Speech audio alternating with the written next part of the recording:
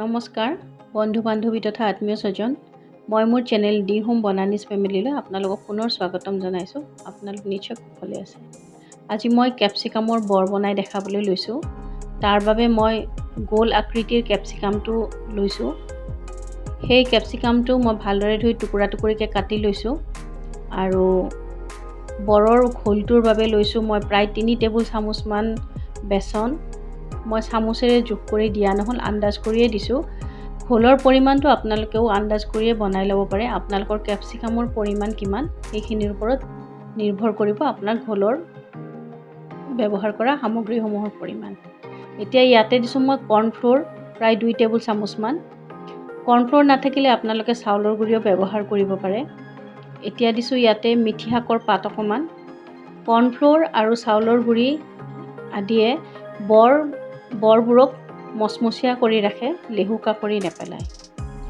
এয়া দিছোঁ জলকীয়াৰ গুড়ি প্ৰায় আধা চামুচমান, নিমখ দিছোঁ আন্দাজ মতে আৰু শেষত দিছোঁ অকণমান চাট মছলা।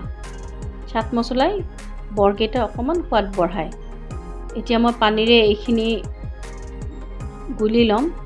ঘোলটো খুব বেছি পনীয়াও কৰিব নালাগে, খুব বেছি গোটাও কৰিব নালাগে, যাতে ঘোলটো কেপচিকামৰ টুকুৰাবিলাকত ভালদৰে লাগি ধৰে।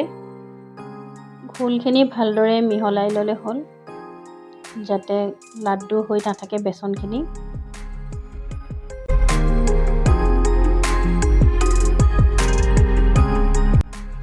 ঘোলখিনি ঠিক ইমানখিনি ডাঠ হ'লে হ'ব।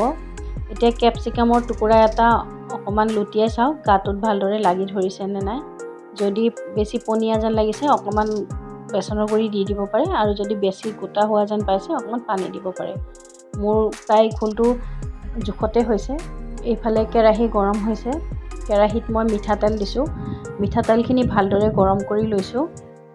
আপোনালোকে ৰিফাইন তেলো ব্যৱহাৰ কৰিব পাৰে। মাত্ৰ মিঠাতেল ল'লে অলপ ভালদৰে পকাই ল'লে হ'ল। এতিয়া কেপচিকামখিনি ঘোলটোত লেটিয়াই মধ্যমীয়া জুইত ভাজি ল'লে হ'ল। বেছি টাইম নালাগে। কেপচিকামখিনি মোটা যদিও খুব সোনকালেই সিজি উঠে। 2-3 বাৰ লুটিয়াই বগৰাই ভাজিলে কেপচিকামখিনি খুব সুন্দৰভাৱে সিজি উঠিব।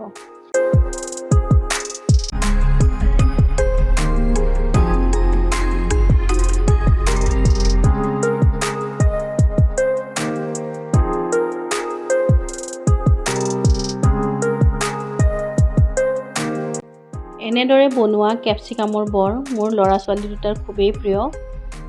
এনেদৰে আপোনালোকেও আপোনালোকৰ সন্তানে যদি কিবা পাচলি খাবলৈ নিবিচাৰে তেনেহ'লে অলপ বেলেগকৈ চিন্তা কৰি অলপ বেলেগ ধৰণে বনাই দিলে নিশ্চয় খাব। এইখিনি মোৰ ভজা হৈ গৈছে। বৰকেইটা উলিয়াই লওঁতে মই নেপকিন এখনত দি ল'ম, কাৰণ বৰকেইটা তেলত ডুবাই ভজা গৈছে। নেপকিনে তেলখিনি শুহি ল'ব। মোৰ বৰ ৰেডি হৈ গ'ল। আমি ভাতৰ লগত খালোঁ। এনেদৰে বনাই ভাতৰ লগত বা কেতিয়াবা চাহৰ লগতো জুতি সলনি কৰি খাব পাৰে। আপোনালোকেও বনাই খাব বুলি মই আশা কৰিলোঁ। আশা কৰোঁ ৰেচিপিটো চাই ভাল পালে আৰু আপোনালোকে ঘৰত নিজে এনেদৰে তৈয়াৰ কৰি নিজেও খাব, আনকো খুৱাব। আজিলৈ ইমানে। ধন্যবাদ।